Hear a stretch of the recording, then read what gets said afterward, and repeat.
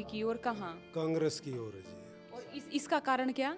इसका कारण किसान आंदोलन जो मेन सारा हुआ है ये पहले, उसके कारण यहाँ पर बिल्कुल कांग्रेस का माहौल है।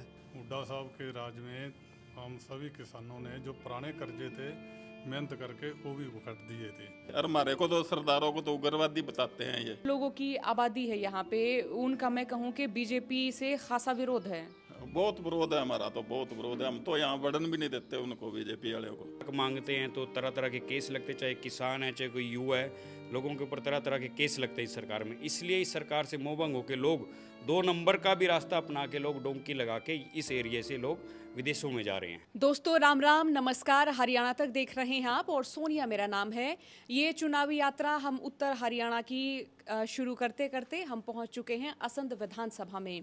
अब यहाँ पे हम जानेंगे यहाँ की सियासी तासीर क्या है। और चूंकि हम यहाँ जब पहुँचे तो हमने देखा कि यहाँ एक नाम जिसकी बहुत ज़्यादा चर्चा और नाम रहा सुरेंद्र नरवाल का। अब हम यहाँ जानेंगे कि यहाँ के मुद्दे मसले क्या रहे और जो टिकटार्थी हैं उनमें भी हम कहें कि कई सारे चेहरे हैं। तो अब हम यहाँ इस इलाके की सियासी तासीर की बात करेंगे। हम यहाँ पर बात करेंगे कि जो टिकटार्थी हैं, जो टिकट मांग रहे हैं, उनके कामकाज किस तरह के रहे, इस इलाके के मुद्दे मसले वो क्या रहे। काफ़ी सारे बाशिंदे यहाँ के हमारे साथ मौजूद हैं। भाई आपका नाम? संदीप नरवाल, पूर्व सरपंच एसोसिएशन करनाल डिस्ट्रिक्ट प्रधान। पहले तो इस विधानसभा के बारे में ज़रा बता दे, ये अब कब बनी, कैसे क्या यहाँ की सियासत रही, कांग्रेस के हिस्से कितनी, बीजेपी के हिस्से कितनी, इस तरह से समझा दें। ये 2009 में पहले ये जुंडला हल्का होता था और असंध दूसरा हल्का, रिजर्व हल्के होते थे दोनों के दोनों।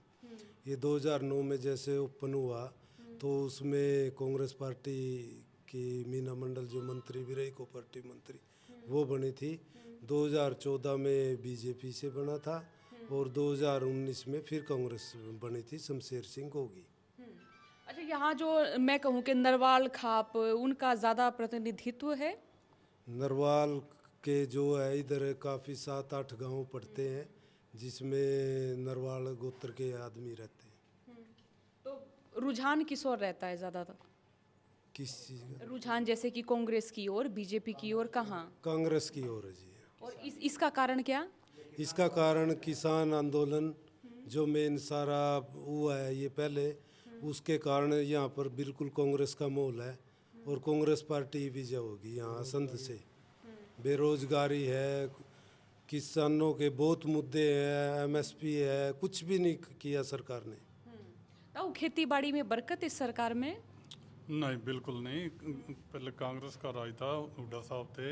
हुड्डा साहब के राज में हम सभी किसानों ने जो पुराने कर्जे थे मेहनत करके वो भी उखड़ दिए थे। और जब से ये बीजेपी का राज आया है तो कर्जे फिर दुगने के चौगने हो गए हैं। कामकाज करने नहीं देते, ऊपर से मजाक करते हैं किसानों के साथ, डंडे पेलते हैं। किसानों के दुर्दशा कर दी है बीजेपी सरकार ने। अच्छा, एक आरोप लगता रहा कि जब कांग्रेस की सरकार थी तो रोहतक सोनीपत उस बेल्ट का विकास हुआ, वहाँ के किसानों तक ही सुविधाएं पहुँची या फिर कहेंगे पानी की व्यवस्था हुई थी, सच है? नहीं नहीं, वो तो ऐसा है, थोड़ा उधर जो कामकाज खेती का नहीं, उधर के लोग थोड़ा पढ़ाई की तरफ ध्यान ज़्यादा देते हैं, वो ज़्यादा पढ़े। हमारे लोग जो इधर करनाल वगैरह, कुरुक्षेत्र, अम्बाला, ये बिजनेस की तरफ ध्यान देते हैं। तो विकास तो चारों तरफ बराबर हुड्डा साहब के राज में बराबर हुआ। कोई ये नहीं कह सकता भी यहाँ कम हुआ, वहाँ कम हुआ, यहाँ ज़्यादा हुआ। हुड्डा साहब के राज में एक जैसा व्यवहार हुआ। अच्छा, तो आप क्या कहेंगे, खेती बाड़ी में बरकत है? बरकत है, सिर फोड़ो। अपना बीजेपी वाले कहते हैं किसानों का डंडे मारो, इनको पेल दो यहाँ से। और हमारे को तो सरदारों को तो उग्रवादी बताते हैं ये। बस इतना ही आगे पूछ लो हमारे को। जितने आप लोगों की आबादी है यहाँ पे, उनका मैं कहूँ कि बीजेपी से खासा विरोध है। बहुत विरोध है हमारा, तो बहुत विरोध है। हम तो यहाँ बढ़न भी नहीं देते उनको, बीजेपी वाले को। हाँ, कभी नहीं आए वो यहाँ? आते तो रहते हैं, ऐसे कैसे? रोड पे आते हैं, रोड से निकल जाते हैं। रोड पे आता जाता उसको कौन रोक सकता है? रोड पे आते जाते तो जाते रहे, घरों में, गांव में हम नहीं उनको बुलाते। बीजेपी का बख्शी सिंह हमारा रिश्तेदार है, हम उसको नहीं बुलाते हैं। हम उसको नहीं बुलाते हैं। जब कामकाज होता है तो कहते हैं हम खट्टर साहब से पूछ के बताएंगे। अच्छा, ये जो हाथ में सुरेंद्र नरवाल पसंद आपको? हाँ, ये बहुत अच्छे हैं। 20 बार 21 बार चुनाव लड़े हैं, एक बार हारे हैं, तो नहीं तो 20-21 बार जीते हैं। बहुत अच्छे इंसान हैं। ये तो चलते चलते आदमी की मदद कर जाते हैं। ये नहीं भी किसी के पास कोई गया इनके पास, अगर चलते भी रास्ते में भी जा रहा है तो कोई देख लेते हैं ना कि ये इंसान दुखी हो रहा है, तो वहीं खड़े होके उसकी इमदाद करके जाते हैं। ये ऐसे इंसान है सुरेंद्र नरवाल। और इनकी माता जी है, उनका तो मोल ही नहीं है कोई। बहुत अच्छे इंसान है, बहुत अच्छे इंसान है। जिला परिषद के चेयरमैन रहे, जिला परिषद से जीते, तो ये बहुत अच्छे इंसान है। इनके जो है ना, अच्छाई की जन्म गुटी इनकी माता से मिली हुई है। ये बहुत अच्छे इंसान है। ताऊ, अब बता दे कि यहाँ तो कई सारे लोग टिकट मांग रहे हैं। अगर इनका टिकट कटता सुरेंद्र नरवाल साहब का, तो अगर ये हम मान लें कि निर्दलीय लड़ लिए, या फिर इन्होंने मन किया कि दूसरी पार्टी से लड़ने का अगर हो गया तो?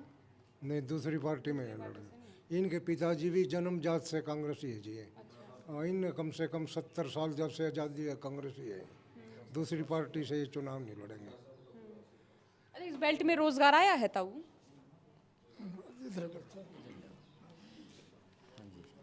यहाँ पे रोजगार आया है इस बेल्ट में? अगर मैं पूरी जीटी रोड बेल्ट की बात करूँ तो इस बीजेपी की सरकार में जी, बीजेपी की सरकार ने जितना शोषण किसान का, गरीब का, व्यापारी का, मजदूर का, जितना ये शोषण कर सकते थे इन्होंने खूब भरपूर किया। और जो सुरेंद्र नरवाल का हम जिक्र कर रहे हैं, सुरेंद्र नरवाल ने 29 इलेक्शन लड़े हैं जी यहाँ से। ये इसकी जन्मभूमि और कर्मभूमि है। अच्छा, उस इलेक्शन में सारे छोटे बड़े इलेक्शन आ गए, जैसे पार्षदी का, विधायकी का, सरपंची से लेके ब्लॉक समिति चेयरमैन, डायरेक्टर, और 29 शुगर मिल के इलेक्शन, बहुत इलेक्शन लड़े हैं जी। ये ज़मीन से जुड़े हुए नेता हैं जी, हर किसी के दुख सुख के साथी हैं। इस सुरेंद्र नरवाल के अंदर ही एक वो ताकत है, वो कैपेसिटी है जो 36 कौम 36 बिरादरी को साथ लेके चल सकता है। और ये 13 महीने जो किसानों का आंदोलन चला, 13 महीने दोनों नरवाल बंधु, सुरेंद्र नरवाल और वीरेंद्र नरवाल, दोनों भाइयों ने किसानों को बॉर्डर पे जो मदद हो सकती थी, 1100 टॉयलेट बनवाए हैं जी इनकी टीम ने। इतनी किसानों की मदद इन्होंने की है, पूरे ज़िले करनाल में किसी ने नहीं की। और ये हुड्डा साहब का बहुत विश्वास पात्र आदमी है। हाँ, 35-40 साल से हुड्डा साहब के साथ ही है, कांग्रेस पार्टी के लिए काम कर रहा, जन्मजात कांग्रेसी है। और हमको पूरा विश्वास और भरोसा है कि ये टिकट लेके आएगा और असंध के जनता के लोगों की सेवा करेगा। भाई इस बेल्ट में तो एक अलग ही लड़ाई छिड़ रही है ना? मतलब यूथ का भी हम कहें कि वो सारे विदेश में जा रहे हैं। देखिए, इस सरकार में जिस हिसाब से युवाओं का मोह भंग हुआ है, उस कारण जो पलायन हुआ है विदेशों में, लोग 2 नंबर तक अपनी जान को जोखिम में रख के 2 नंबर का रास्ता अपना के लोग विदेशों में जा रहे हैं। क्योंकि इस सरकार में ना तो रोज़गार है, और लोगों के ऊपर तरह तरह के केस, अगर अपने हक मांगते हैं तो तरह तरह के केस लगते, चाहे किसान है चाहे कोई युवा है, लोगों के ऊपर तरह तरह के केस लगते हैं इस सरकार में। इसलिए इस सरकार से मोहभंग होकर लोग 2 नंबर का भी रास्ता अपना के लोग डोंकी लगा के इस एरिया से लोग विदेशों में जा रहे हैं। अच्छा, ऐसे तो वोटिंग प्रतिशत भी बड़ा कम होता होगा यहाँ पे, सारे जवान तो विदेश में हैं। बिल्कुल, इस चीज़ का असर पड़ेगा। लेकिन अब जो हमारी सरकार आ रही है, हम इस पलायन को रुकवाएंगे। लोगों का, युवाओं का, किसानों का इस सरकार के अंदर एक विश्वास पैदा होगा, जिससे हम इस पलायन को रुकवाने की पूरी कोशिश करेंगे कि व्यवस्था ऐसी बने कि अपने ही एरिया में लोगों को यहीं पे रोज़गार मिले और यहीं पे लोग रहें, कि पलायन ना करना पड़े और विदेशों में जान जोखिम डाल के ना जाना पड़े। अच्छा, यहाँ के जो मुख्य मुद्दे मैं कहूँ कि वो खेती, किसानी, रोजगार से ही जुड़े रहे हैं। बिल्कुल, एक जो मुख्य मुद्दा है असंध का, असंध किसी भी क्षेत्र से अपने आसपास, चाहे पानीपत है चाहे करनाल है, जो असंध है वो 45 किलोमीटर दूर है। इसको जिला बनाने का एक सबसे बड़ा मुख्य मुद्दा है, जो पिछले लोग वादा तो करते आए हैं, पिछले जितने भी विधायक रहे, लेकिन कभी किसी ने इसको जिला उठाने की ढंग से मांग नहीं की।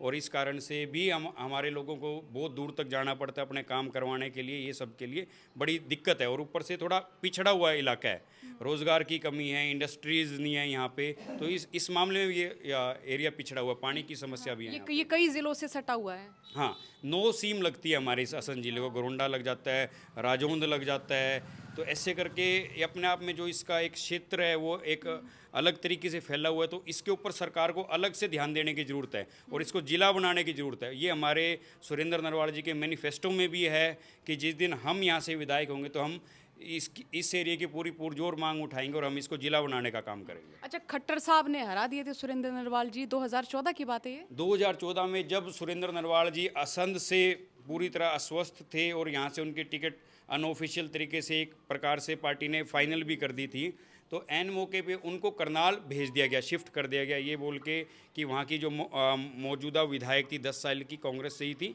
वो इधर शिफ्ट हो गई, असंध शिफ्ट हो जाना चाहती, उन्होंने अपने एरिया छोड़ दिया और हमारे को उधर शिफ्ट कर दिया कि एक बड़ा नेता, संघ का एक बड़ा नेता आ रहा है मनोहर लाल खट्टर, जो नरेंद्र मोदी जी के विश्वास पात्र थे और मुख्यमंत्री बनने जा रहे थे, तो उनके सामने हमारे को पार्टी ने ला के खड़ा कर दिया कि आप एक मजबूत और एक साफ छवि के इंसान हो, आप इनका मुकाबला कीजिए। और हमने वो चुनाव भी, भले वो हमारा क्षेत्र नहीं था, लेकिन हमने वो चुनाव भी बड़ा डट के मुकाबला किया हमने मनोहर लाल खट्टर जी का। अच्छा, फिर 19 चला गया, ये 2024 आ गया, फिर से चुनाव लड़ने की ठान ली है? बिल्कुल ठान लिए हम, ये ऐसा मान के चलते हैं, हमारे को हुड्डा साहब का आशीर्वाद है और हम जो पीछे पार्टी ने जो हमारे साथ थोड़ा सा ऊंच नीच हुई थी 2014 में कि हमको हमारी सीट से असंध से शिफ्ट करके करनाल भेज दिया था, 2024 में उसको सुधार के हमारे को हमारा हक असंध के अंदर दिया जाएगा और 36 कौम 36 बिरादरी का हम साथ लेके हम यहाँ से विधायक बन के आवाज़ उठाएंगे यहाँ की। लेकिन यहाँ पे मैं मानूं कि शमशेर गोगी साहब हैं, शैलजा गुटके हैं, सुरेंद्र नरवाल हैं, हुड्डा गुटके हैं, तो हम क्यों माने कि जो आंतरिक लड़ाई है वो यहाँ के कैंडिडेट्स जो हैं उनकी भी मुश्किलें बढ़ा रही है। आप जो लोग मेहनत कर रहे हैं उनकी मेहनत भी हम ये देखते हैं कि जैसे 14 में जो हुआ वो 24 में हो सकने की भी गुंजाइश, ऐसी संभावना हुई तो?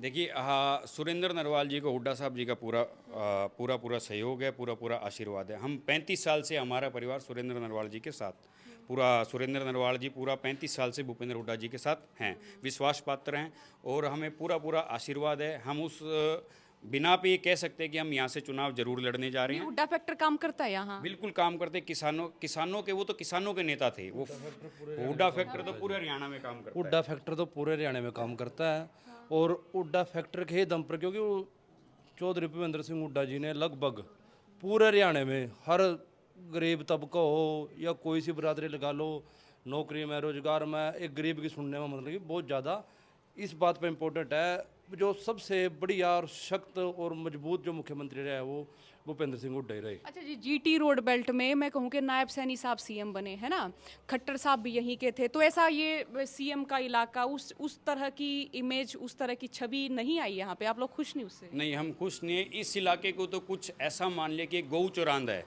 कि लोग आते हैं चर के और यहाँ से चले जाते हैं, लेकिन यहाँ के एरिया के, यहाँ दो मुख्यमंत्री, 9 साढ़े 9 साल खट्टर साहब मुख्यमंत्री रहे, 3 महीने के लिए नायब सैनी जी को भी उन्होंने बलि का बकरा बना के मुख्यमंत्री की तरह पेश करके रखा, लेकिन बावजूद उसके इस एरिया को, इस इलाके को कुछ नहीं मिला। इस इलाके को अगर मिला तो आपने देखा किसान आंदोलन के दौरान यहाँ मुकदमे मिले, यहाँ लोगों को लठ मिले और यहाँ का तो मुख्यमंत्री जी कभी यहाँ आए नहीं, सिर्फ अफसर राज चला और अफसरशाही बेलगाम थी इस राज के अंदर। तो लोग तो यहाँ ये तक नहीं मालूम कि किसके दरवाजे जाके हम खड़े हुए।